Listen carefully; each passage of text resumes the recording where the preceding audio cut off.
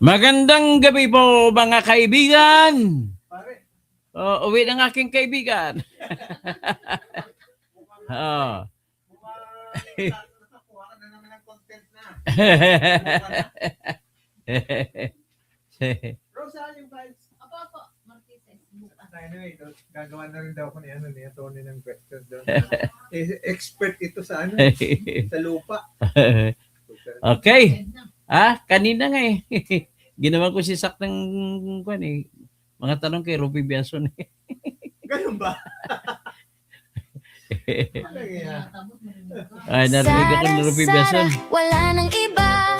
Sara, Sara lang pag-asa. Sara, Sara, siya lang matapakulong. Intro. Mga kontraktor ubusin niya. Si BBM Sandro ikulong niya.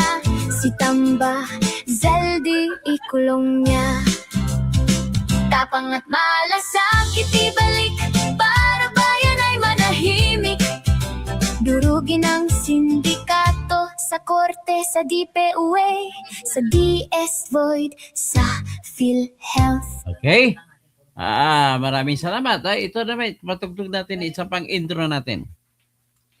Ingat palagi, sabi ni Jose Jocelyn Victorino. Ingat tayo lagi. Ito ang papatugtugin natin.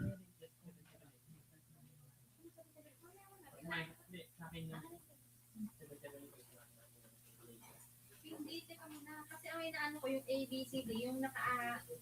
Toto kasing tirador. Yun ang inaayos namin. Para pag... Ito.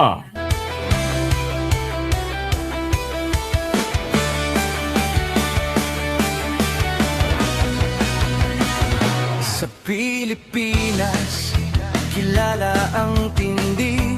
Good day, Sesa. Hindi kayang bayaran ni numan ang kanyang prinsipyo. Kapag may inaapi, siya ang nariyan. Kapag may bayaran, siya ang hadlang. Hindi siya tiklop sa pananakot ng iilan. Hindi siya alila ng sino mang mayaman. Kung ang kapangyarihan nila ay inaabuso, hinahawi niya yan mano-mano. Kapag ang taong bayan ang nasasakal, siya ang unang sumusugot, tumatagal. Hindi pera ang sukatan ng halaga, kundi kung sino ang lumalaban para sa masa.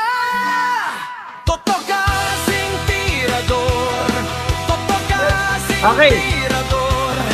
Kakapin ang naaapi, kalaban ng sakim na mandarambong. Totoo kasing tirador, totoo kasing tirador. Hindi kayang bilhin ang puso niyang matibay.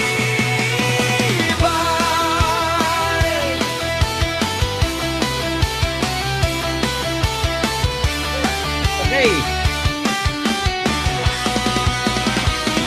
Mga magnanakaw sa pondo ng Nelman Music. bayan, What's it from? France. Paris. nanginginig Edgar Nasio. kapag siya ang nandyan. Bawat piso, bawat sentimo, kailangang sagutin sa mata ng tao. Walang ngiti para sa mandaramba, walang pwesto para sa sumisipsip. Kapag ang hustisya ang pinag-uusapan, siya ang bantay sa gitna ng laban. Kung may nilulunod ang kasi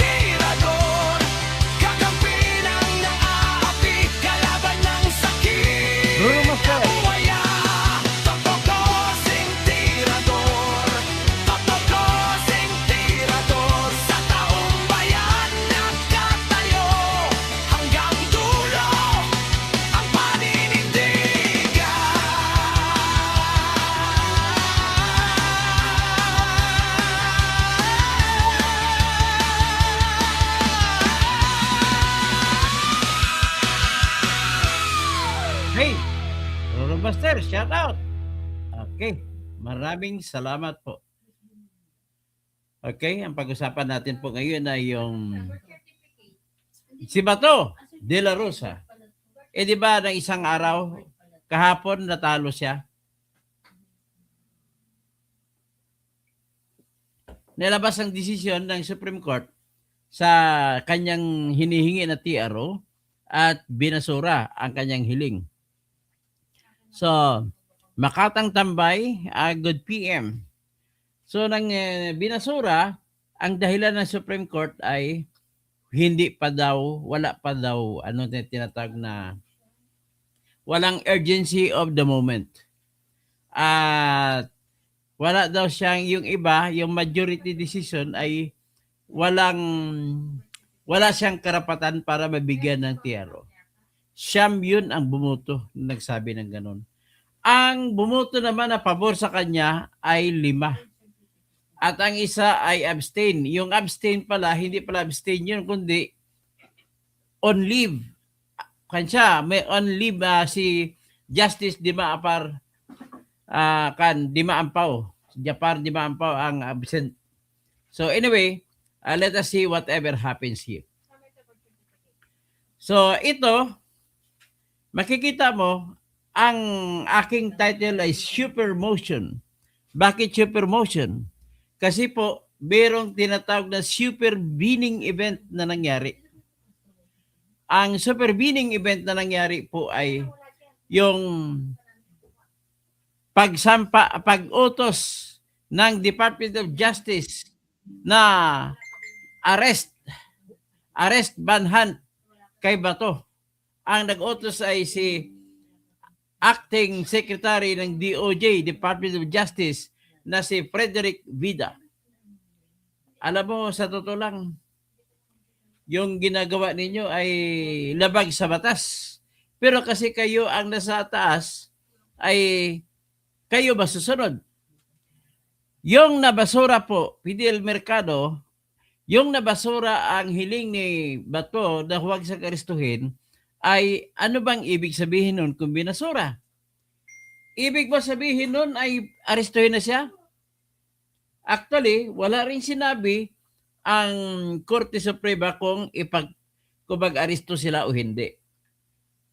Pero sa pananalita ni Justice Zalameda, sinabi niya na dapat hintayin ng ehekutibo o ni Bongbong Marcos sa mga tauhan niya, hintayin niya muna yung desisyon ng Supreme Court na final. Yan ay ayon sa kanya. Pero actually, dapat yun ang sundin natin. Pero ang problema po natin, kapag ang magpapatupad ng warrant of arrest ay gustong-gusto ipatupad, walang makakahadlang sa kanila. Yun po ang katotohanan. So, hanapin natin ngayon yung sinasabi ni Justice Zalameda. Alam mo, nakilala ko ito si Justice Zalameda ng personal. Noong siya ay city prosecutor ng Mandaluyong City. Ngayon, nung ako'y tinatag nito, nung ako po ay nag-OGT bilang nagtatapos sa abogasiya, ay sa kanya ako, sa Mandaluyong City, ako na city prosecutor, nag-OGT. So, yan pong OGT ko. Tapos, nagkataon, ang city prosecutor doon ay si Justice Zalameda. Dati ay kuwan pa lang siya noon. Prosecutor, city prosecutor. So sa panahon ni Gloria Macapagal, in-appoint siya. At may common friend po kami. Ang common friend namin ay si Fiscal Rabi Solis. So yan ang aming common friend.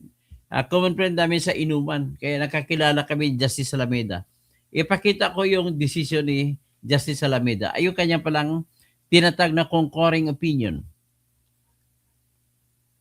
Na bumuto siya sa pagbasura sa inihingi ni Bato na na TRO, pero ito sa nasabi niya. Pero basahin muna natin ang introduction niya. The present controversy raises substantial questions involving the effect of the Philippines' withdrawal from the Rome Statute, the continuing obligations arising from the proceedings initiated during the period of membership, the distinction between surrender and extradition, and the authority of the executive branch to cooperate with international tribunals pursuant to existing laws. These issues require careful and deliberate adjudication. So, nais ko lamang banggitin ang dahilan ni Rodel Salamida kung bakit ayaw niya bigyan ng TRO si Bato. Ito ang katwiran niya. Number 1 ay walang urgency. Bakit walang urgency? Sabi niya, makakuha naman ng remedyo si Bato sa ICC. Pwede siyang humingi ng interim release doon. At pwede rin siya mag-file ng i-challenge ang jurisdiction ng ICC. Yan mga sinasabi. So in other words, ay lahat po na sinasabi, na sinasuggest ni Rodel Salamida na remedyo para kay Bato, na pagpipilian niya kung anong gagawin niya, ay nandun sa ICC. Wala sa Pilipinas. Ano bang klase ito? Oy, ano ba yung klase? Justice Rodel. Ang hinahanap ni Bato, pag dinala siya, pag sinuko siya sa ICC, ang mangyari parang sa ICU siya. Bakit? Ganito po yun. Pag sa ICC siya, hindi siya mabubuhay kung walang kamag-anak na papasyal sa kanya sa kulungan. So paano siya mabubuhay? Ang mahal-mahal na pamasahe galing Pilipinas papunta sa Den Hague. 100,000 megit ang papunta pa lang. Eroplano lang yan, tsaka pocket money. Mag-uupa pa siya ng bahay, mga 1 week, bago naman umuwi. Siyempre, alangan naman mag-hotel ka doon, mas mahal ang hotel. So, hindi po, sabihin na lang natin na Justice Rodel, hindi po practical ang remedyo na available kay Bato pag yan ang sinasabi mo. So, whereas, yung ibang mga justice naman, sinasabi na wala ng remedyong na available para kay Bato. Kaya nagbumuto na bigyan ng TRO. Yung 5 yun. Yun yung 5 siya justice. Tingnan natin ngayon dito sa dulo.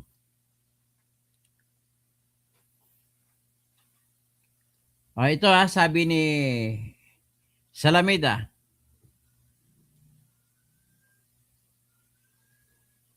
Okay? Sabi niya, given the substantial questions involved, matindi ang mga tanong, ang mga issue. So, sabi niya, naniniwala siya na dapat restraint, hindi muna mag-aresto ang ating gobyerno. Yan ang sinasabi niya. So, although he voted to deny the prayer of Senator Ronaldo M. De La Rosa's for issuance for a status quo ante order at saka temporary restraining order or any similar provisional injunctive relief. So sinabi rin niya dito, at this stage, the court is called upon only to determine whether the extraordinary remedy of provisional injunctive relief should issue. It should likewise be re-emphasized that the court's denial of provisional injunctive relief does not by itself constitute an adjudication on the merits of the principal petition. Neither does such denial necessarily validate any future arrest, detention, or surrender. These matters remain subject to the appropriate judicial challenge should concrete executive acts subsequently arise. Basically, ang kaisipan po ni Justice Rodel Zalameda ay parang gano'n din ang kaisipan ni Leonin, ni Marvick Lunet, saka iba pang mga nagbubuto ng laban kay Bato. Ang gusto na mangyari, magkakaroon sila ng TRO kung may kung arestado na si Bato. Ganun ang ibig sabihin. Ngayon, kung arestado si Bato, file pa ba siya ng motion? Hindi na. Bakit? Gagawin sa kanya yung ginawa kay Digong na kagad-agad ay tinapon doon sa dinig. So kung tinapon siya, kahit yung remedyo ng habeas corpus ay hindi na available. Yan ang magiging mangyari niya. So, anyway, pag-usapan natin ano yung tinatawag ko na super motion ni Bato. Pero bago yan, ilahad muna natin si Marvic Leonin. Dito natin kukunin, hugutin kay Marvic Leonin kung ano yung super motion ni Bato. Si Marvic Leonin ay bumuto rin ng kontra sa hiling ni Bato na magkaroon ng tinatawag na temporary restraining order. Pero iangat ko yung kay Leonin kasi po may interesting dito na sinasabi siya. Ito po yung yung separate concurring opponent, ponensya ni Leonin ito. Separate concurring opinion. Ang title niya, Nanlaban. In the recent past, during one of the darker episodes in our country, Nanlaban serves as the code for some of our law enforcers, apparently encouraged by their leaders and the president to be brutal. In some cases decided by our trial courts, Nanlaban was used as justification for killing during law enforcement without a warrant. So the incident before us involved Senator of the Republic who was also a former chief of the Philippine National Police. It is not about Nanlaban. Rather, it appears to be another form of resistance to an attempt by law enforcers to serve what they consider as valid warrant. Albeit, although one issued that not by any of our courts, but allegedly by the International Criminal Court, established by a treaty.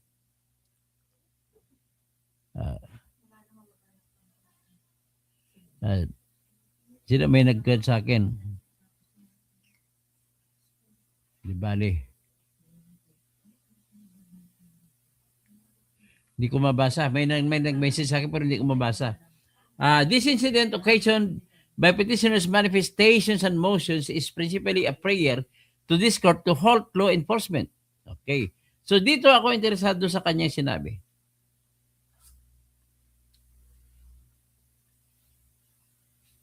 We cannot now assume, sabi ni Leonin,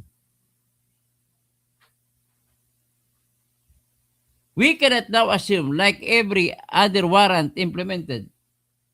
Hindi to.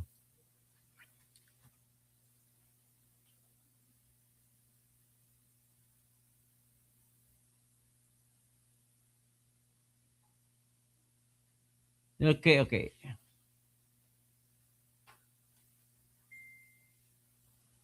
Hanapin ko lang.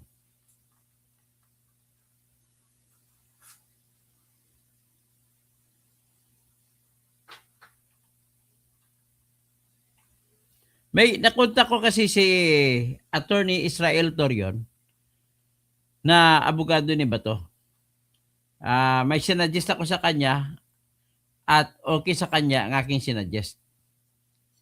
So, siguro maganda siguro i-play natin ito.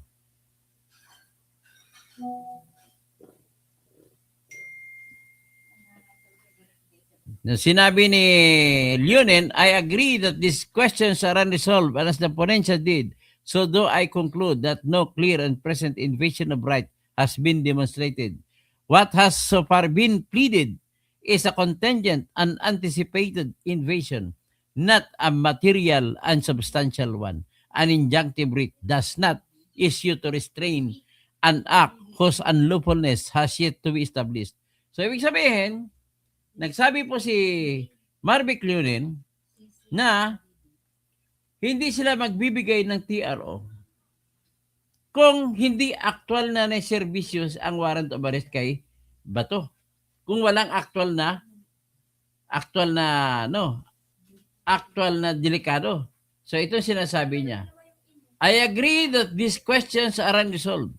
And as the forensic did, so though I conclude that no clear and present invasion of right has been demonstrated, what has so far been pleaded is a contingent and anticipated invasion, not a matter of substantial and material one. An injunctive writ does not issue to restrain act whose unlawfulness has yet to be established, and as, in truth, the contested heart of the main case. Okay? So ngayon, sinasabi, hindi para dumating. Ngayon, ito na, nagpalabas ng utos yung Department of Justice Acting Secretary. Arrest Bato at all cost. Wala na. Ibig sabihin, ito na po yun ang mag-supply ng pangangailangan ni Bato ng urgency. Nagiging urgent na dahil 255,000 na mga police force ang naghahanap ngayon kay Bato. Kaya yan ang kanyang super motion. Okay? So, ganun lamang po ang ating pag-usapan kung bakit ako nag-vlog ngayon para ipakita lang sa inyo na mayroon na siyang super motion. Bakit naging super yan? Isa sa mga dahilan po kasi na bakit hindi siya pinayagan o binigyan ng TRO ay nag-anunsyo si BBM. Nag-anunsyo si BBM na hindi niya iparesto si Bato. Wala siyang utos na iparesto si Bato. Kaya, kinuha ng Supreme Court yon na dahilan para hindi siya bigyan ng TRO. Isa sa dahilan. Ang isa sa dahilan ay dahil sinalo naman siya ng ng Senate. So nagbigay ng protective custody ang Senate sa kanya. Kaya walang delikado para bigyan pa siya ng TRO. Yan po. Kaya lang umalis si Bato, well, naging ibang usapin. Ngayon, matapos na magpalabas ng balita ang Supreme Court na binasura na nila ang hinihingi ni Bato na warrant of arrest, ay kagad-agad nag-press con si Frederick Bidada, Acting Secretary ng Department of Justice, at nag-utos na sa NBI, sa mga pulis, na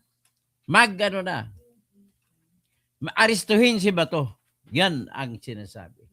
So ngayon, dahil sa utos, nagiging urgent tuloy ang sitwasyon ni Bato. Ang inutusan pa, 255 na pulis mag-aresto sa kanya. So, may balita ako.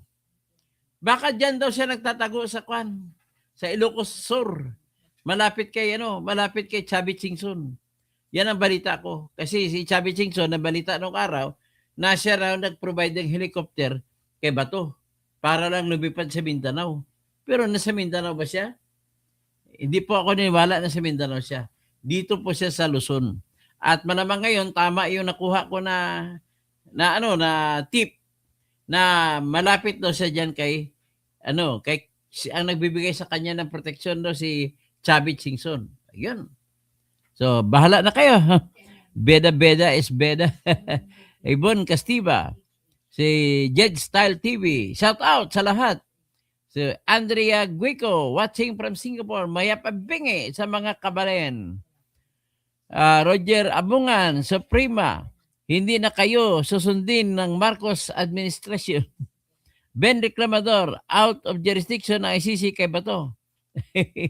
Tapos, Crisostomo Mariano, paano makakakuha ng interim release si Senator Bato?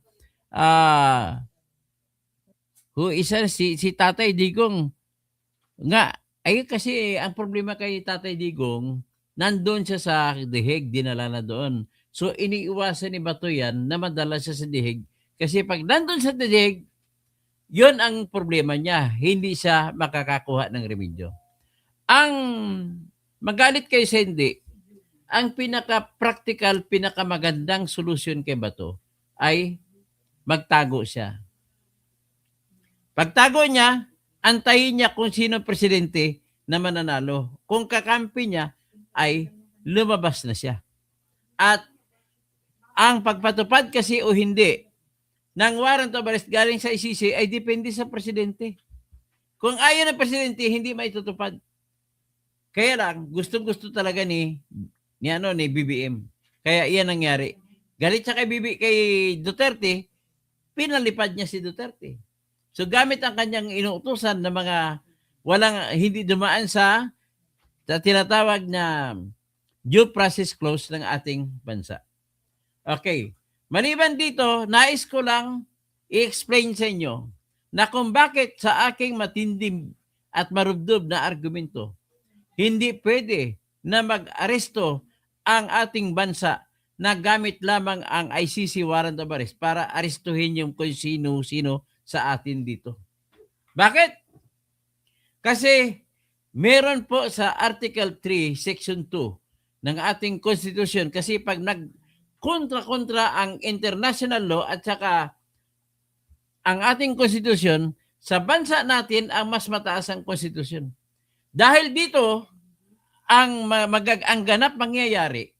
So, titingnan natin mas mataas ang Constitution. So, nakalagay po sa Section 2, Article 3 ng Constitution na the right of the people to be secure in their homes, papers, and effects shall be inviolable. Warrant of arrest or search warrant shall issue only upon probable cause to be determined personally by the judge. Probable cause to be determined by the judge. Ngayon, ang argumento naman nila ni Antonio Carpio, nila ni mga justice dito, ang argumento nila yung nagdesisyon kay Bato, ay hindi naman daw nagsasabi ang ating konstitusyon na kung sinong judge pa ng ICC o judge ng Pilipinas.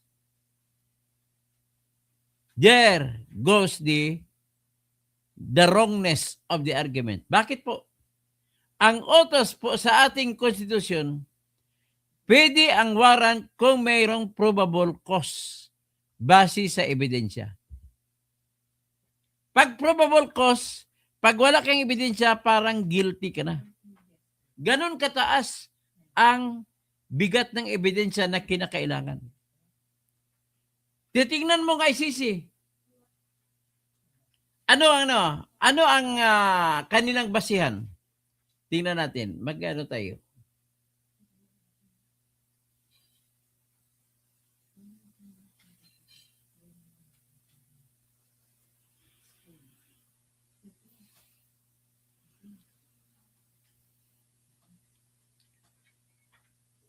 Quantum of evidence for issuance of warrant of arrest for ICC.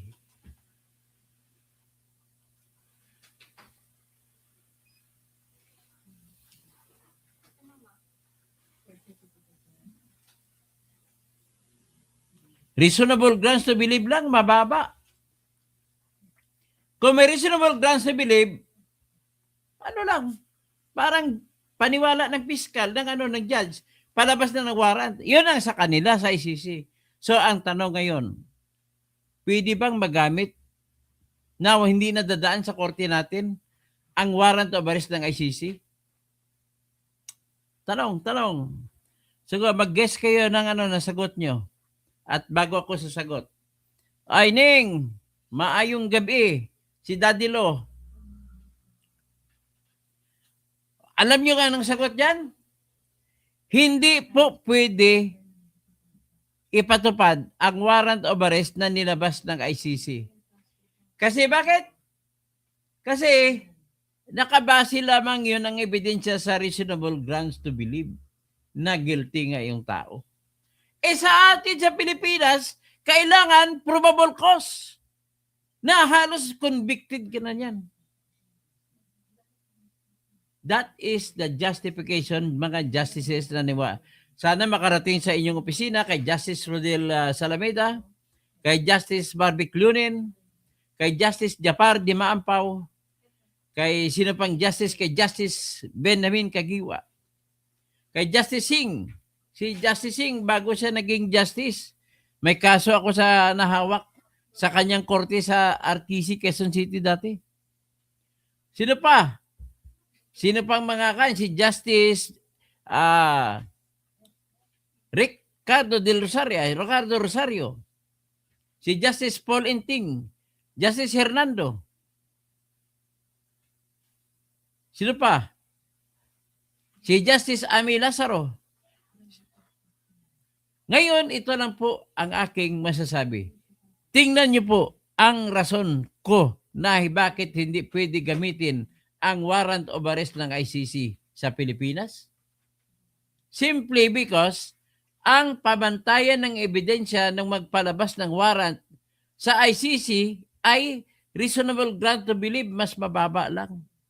Kumpara sa atin, probable cause at inutos ng ating constitution yan. Kaya hindi mababali yan. That is number one reason kung bakit hindi pwedeng ipatupad ang warrant of arrest ng ICC. Number two, pag sinabi sa Constitution,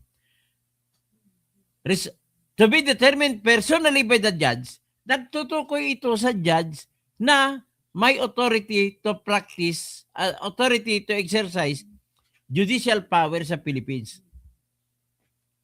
Walang judicial power sa Philippines ang international judge. Hindi pwede tanggapin yun. Isa pa, hindi na tayo kasapi sa ICC, kaya hindi pwede natatanggapin na lang natin ang warrant of arrest nila. Pangatlo o pang-apat, iba ang pag-umpisa, pagsampa ng kaso laban sa isang tao ng dahil sa krimen, iba yung jurisdiction dyan, iba rin ang jurisdiction sa pagpatupad ng warrant of arrest.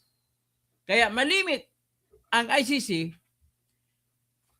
may pinrosiso sila na kaso, nagpalabas sila ng warrant of arrest, pero ang problema, walang bansa na magpapatupad ng kanilang warrant of arrest. Ganon po yun. Kaya, ladies and gentlemen, siguro bago ako lumabas, pasok muna ako ng isang kanta.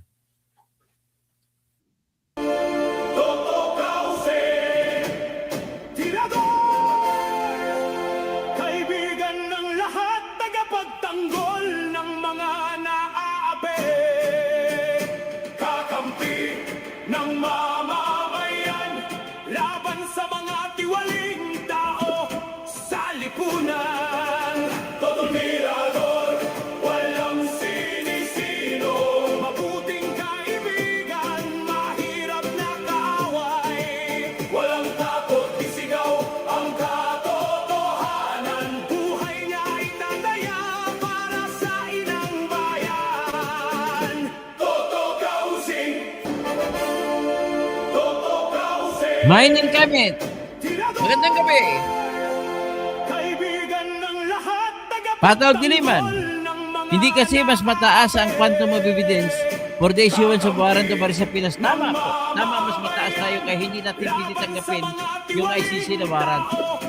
sa lipunan. Joel Siason, pwede ba sa batas sa Pinas?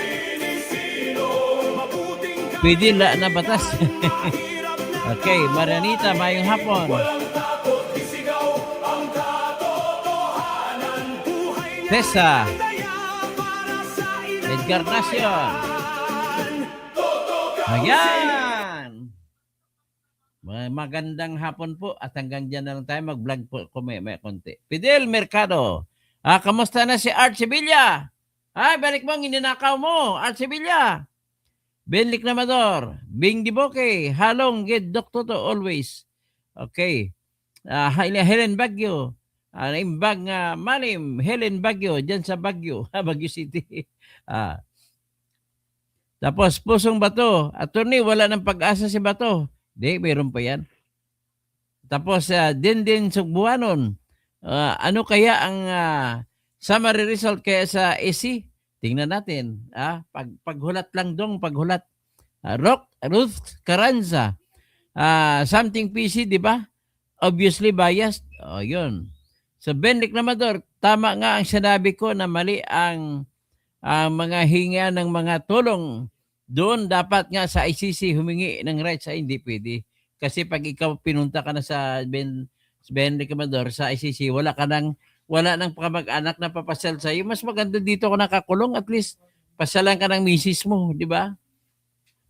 Crisostomo Mariano, paano makakakuha ng interim release si Senator Bato? Sabi, tama ka, hindi makakuha. Si Tatay Digong nga, hindi makakakuha eh.